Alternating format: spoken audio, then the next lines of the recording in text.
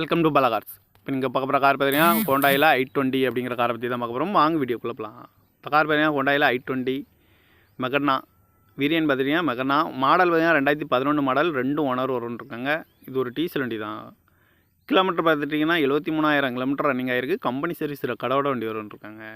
இன்சூரன்ஸ்னு பார்த்தீங்கன்னா இருக்குது. காரோட ப்ரைஸ் என்ன சொல்கிறாங்கன்னா 3,25,000 சொல்கிறாங்க. ரேட் குறைக்கணும்னு சொல்லியிருக்காங்க. குறைச்சி பேசி இந்த காரை பைப்பிங்களான்னு சொல்லியிருக்காங்க. ஏசி வந்துடும், பவர் ஸ்டேரிங் வந்துடும், பவர் விண்டோ வந்துடும்.